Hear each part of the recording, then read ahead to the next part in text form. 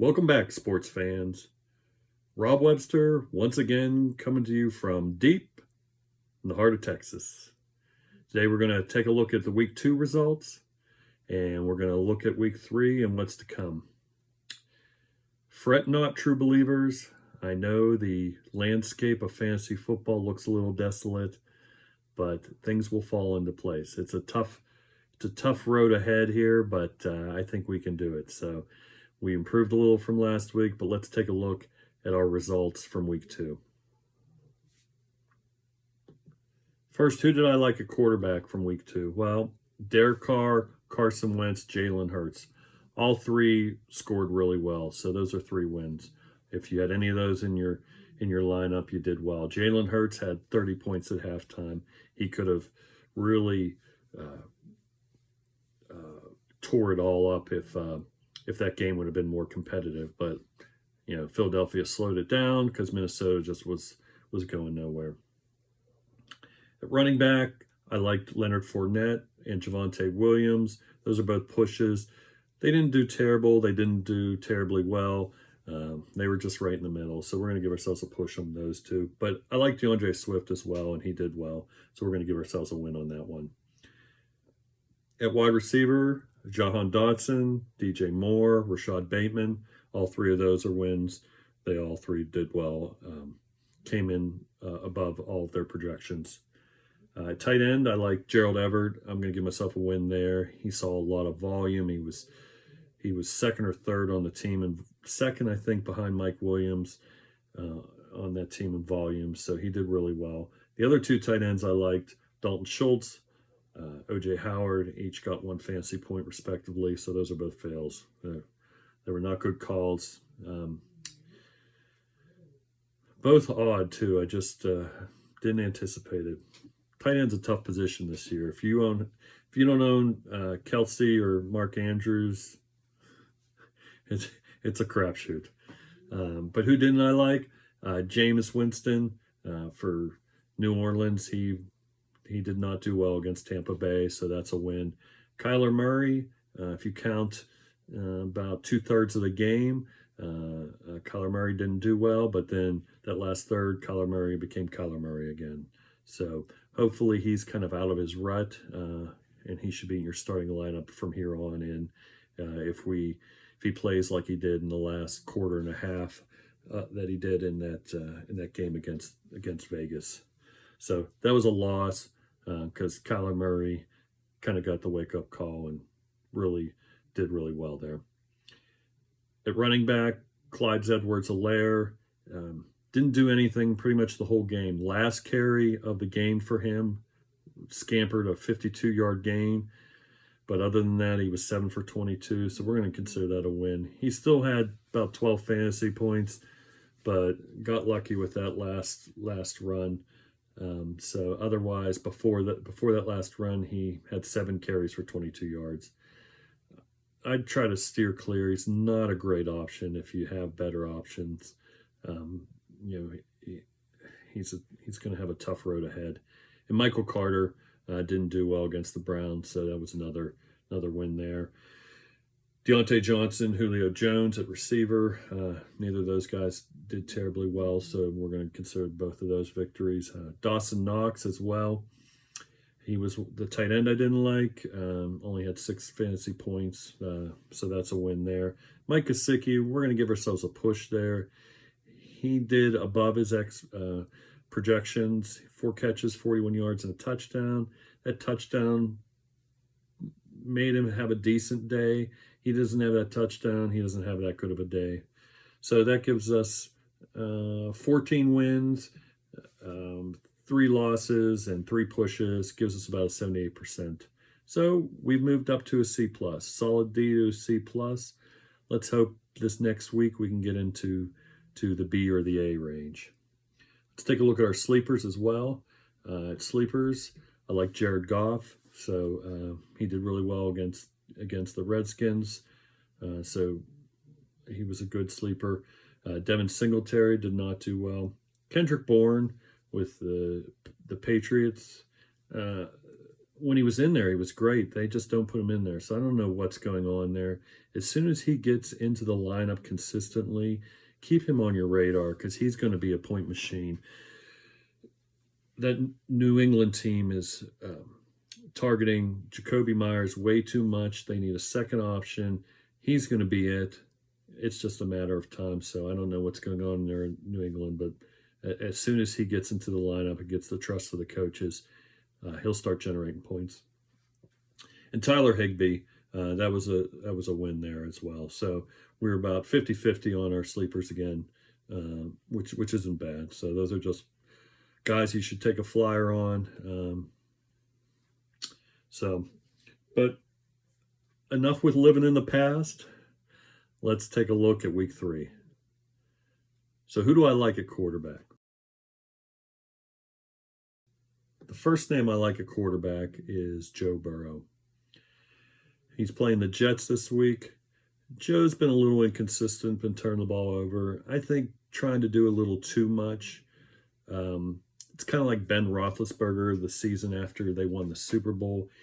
He at quarterback was not great. He tried to do too much, and once he got into his groove, and that was more like the following season, he was a much better player, but he was up and down, inconsistent, trying to do too much, trying to get the team back to the Super Bowl.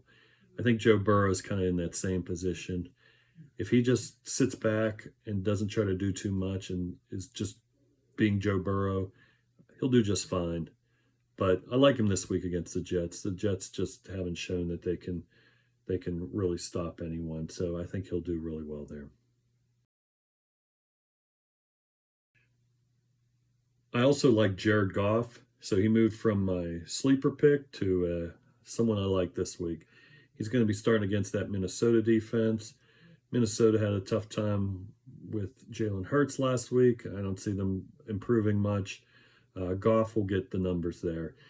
I'm not sure Goff is your guy to start every week. Obviously, last week was good. I think this week he'll be good. But he's a guy that can score you some points. He's a good rapport with his receivers, comfortable in that Dan Campbell offense. So I think he'll do really well this week. My final quarterback is a guy you probably should have in your lineup every week, but I'm going to give him some props this week, and that's Patrick Mahomes. He's going to be playing that Indianapolis team. He should pass for a lot of yards. If Indianapolis, who should get back their full complement of receivers, it looks like Pierce and Pittman were both back in practice today, and Matt Ryan will have his full complement of receivers. Could end up being a high-scoring game. You could see Mahomes really go off, and so I'm putting him in there this week to say I think he'll have a better than Patrick Mahomes' normal day. I think he'll do a little better there. Who do I like at running back? First running back I like is Cordell Patterson for the Falcons against the Seahawks.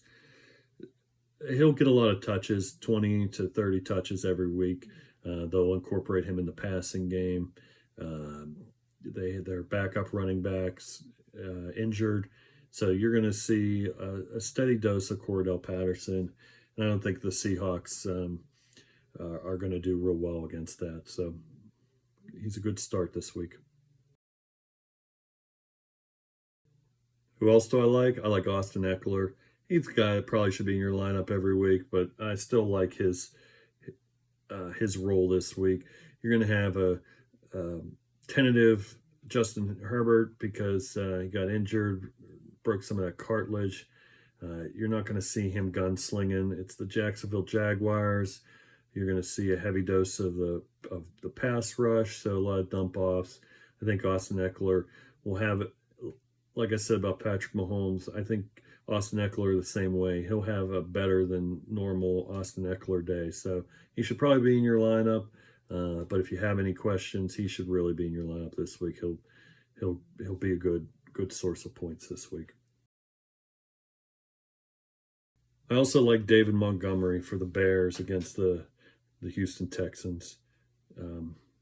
Justin Fields still isn't 100% comfortable. David Montgomery's looked good in that offense, especially when there's little to no passing threat, and they can load up in the box, these defenses. And you've still seen David Montgomery actually get positive yardage. He'll get involved in the passing game. So I think you're going to see a good week from David Montgomery this week. That brings us to receiver. Well, who do I like at receiver this week?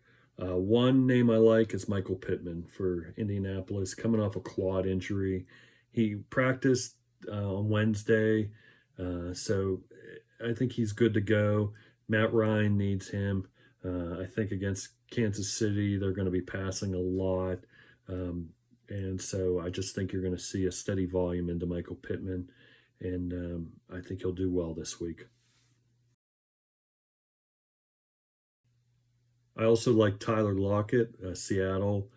He and Geno Smith have seemed to have a connection there against the Falcons. It'll be a competitive game. They'll need to pass a lot. You're going to see a lot of Geno Smith, Tyler Lockett. I also like Michael Thomas this week for New Orleans against Carolina. He and Olave, they're pretty much getting even targets from Winston. It's only, I think you'll see this pretty consistently, but Michael Thomas will get a steady volume. So I like him this week to get some yardage against a Carolina team that's just okay against the pass. Who do I like at tight end? First, I like TJ Hawkinson for Detroit up against Minnesota Vikings. Goff is going to be passing. Cousins is going to be passing. It's going to be another track meet, just like that Lions-Redskins game was last week. TJ Hawkinson saw, I want to say 7 targets last week, was second on the team in targets behind Amon St. Brown. And so you'll see him get the volume of targets he needs, and hopefully he turns those into catches. I like him this week to get maybe even a score this week. So I like Logan Thomas for Washington against the Philadelphia Eagles. Washington's just going to be passing the ball a lot. The Eagles had trouble with Irv Smith last week, and Irv Smith isn't some top tier tight end. I mean, he's a solid player, but he's not Kelsey, he's not Mark Andrews. So I like Logan Thomas this week to see the volume and turn that into yardage and catches. The last tight end I like is Kyle Pitts. I think this is the week Kyle Pitts gets out of the starting blocks finally. He is not he's not shown up the last couple of weeks. One was against the New Orleans team that's very familiar with him and does good work against him generally. This week against the Seahawks, they're going to need some offense. They don't want to go down 0-3, the Falcons. So I see a steady volume into Pitts this week. Hopefully he turns that into some catches and some yardage. That takes us to who do I think we should steer clear of this week? Well, first, at quarterback, I'd steer clear of Carson Wentz. With the Washington Commanders, he's going to be playing the Philadelphia Eagles this week. The Eagles looked really good. They made Kirk Cousins look bad last week. Their defense, they have a good secondary. Slay was all over the place in that game. I just see that continuing, especially with Wentz. Wentz tends to make bad decisions, and the Philadelphia pass rush will force him to make some bad decisions. And those DBs are talented enough; they're gonna put a stop to his passes. So I see him as having some struggles this week. I also would steer clear of Mac Jones this week for the New England Patriots against the Baltimore Ravens. Take away 3 passes from that Pittsburgh game, and he did absolutely nothing. He just doesn't look comfortable. I think he is playing through an injury. He's making good decisions. He's not going to turn the ball over, but he's also not going to throw the ball downfield. He's not going to get a lot of big gains. That Baltimore Raven defense will shut him down. So I don't like Mac Jones this week. At running back, I would steer clear of James Robinson for the Jacksonville Jaguars against the LA Chargers. He's looked good the last 2 weeks. They want to get ATN more in there. As you know, I talked about ATN in week 1, and he didn't even show up. James Robinson's looked real good. I just don't see it continuing. That front line of the LA Chargers is pretty stout. They're good at shutting down the run. So I think James Robinson will struggle this week. Another running back I'd steer clear of is Jeff Wilson Jr. for the 49ers against Denver Broncos this week. With Jimmy G back, there's going to be more of a focus on passing. The passing game is going to be a lot more prolific with Jimmy Garoppolo in there. That Denver defense, it's done a good job against the run. I just see Jeff Wilson Jr. is just not getting the touches and the gains that are needed there. Who would I steer clear of at receiver? Well, first, Courtland Sutton for the Denver Broncos against the San Francisco 49ers. You know, that Denver offense has been just a mystery, quite honestly. Russell Wilson just hasn't looked like himself. He's not looked terrible. He just hasn't looked like Russell Wilson. Normally, Russell's moving the ball. He's throwing a lot. He's got some talented receivers there. He's just not finding them. I don't know if it's a timing thing. He's just not entirely clicking with them yet. But until he does, they're going to be tough to start. But Courtland Sutton this week, I just don't see him getting the points. Another receiver I would steer clear of this week is Hollywood Brown for the Arizona Cardinals against the LA Rams. He just hasn't had it. You know, they brought him in hopefully to be a stopgap for when DeAndre Hopkins gets back. And that offense is really kind of focused more around AJ Green and Zach Ertz, and then they have that young kick returner, Zordic, and so those are the players that I think will take off. You know, Hollywood Brown just never seemed to get his bearings when he was in Baltimore, and they seemed to part with him pretty easily. So I just don't see him getting the points this week at all. Once again, a tight end moves from I like him 1 week, I don't like him the next week, and that's going to be Gerald Everett this week. I'd steer clear of him. Justin Herbert's got broken rib cartilage, I think. I'm no doctor, so don't quote me on that, but he has some injury. They got to protect him. They're going to do max protect, so they're going to probably pull the tight end more for blocking schemes. That Jacksonville pass rush is pretty decent. So I just don't see Gerald Everett necessarily getting the routes. I see them pulling back the tight end, not letting Justin Herbert take those hits. He's just not going to get the volume, and Keenan Allen's going to be back. He had a good week last week, but I might steer clear of him this week. Finally, I'd steer clear of Ty Conklin with the New York Jets against the Cincinnati Bengals. That's just going to be a rough game for Joe Flacco. He had a nice game, nice comeback last week. It's just going to be rough, so I just don't see Ty Conklin getting the points. That brings us to who are the sleepers I like this week. Well, the first sleeper I like is Matt Ryan.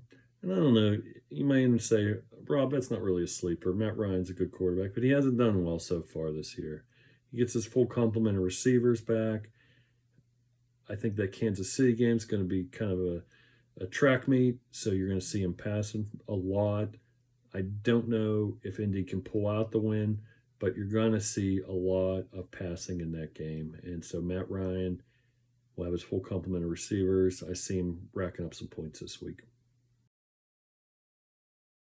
At running back, if you're in a PPR league, I like J.D. McKissick for Washington against Philadelphia. I just see him getting more involved. They're going to have to move the ball. That Philadelphia offense looks really good, and so to keep up with them, they're going to have to figure out ways to to just keep that offense going. So if you're in a PPR league, I would take J.D. McKissick.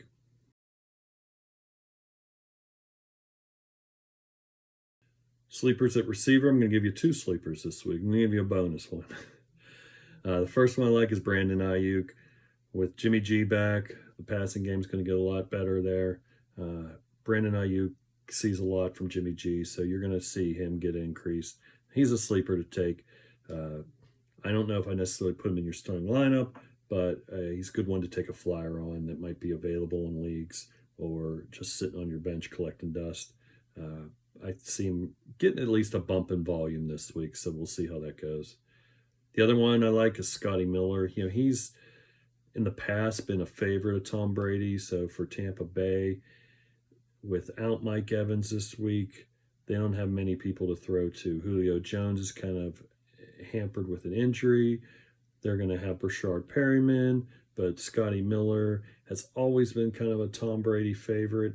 And so I see him getting a bump in volume this week. So he might be one to take a flyer on. And finally, at tight end, I like Austin Hooper for the Tennessee Titans against the Vegas Raiders. Tannehill's got to throw it to somebody. So the Raiders just haven't been that great against the tight end. And I think Hooper will see some volume this week. So he's one to take a flyer on once again. And that's all I got for this week.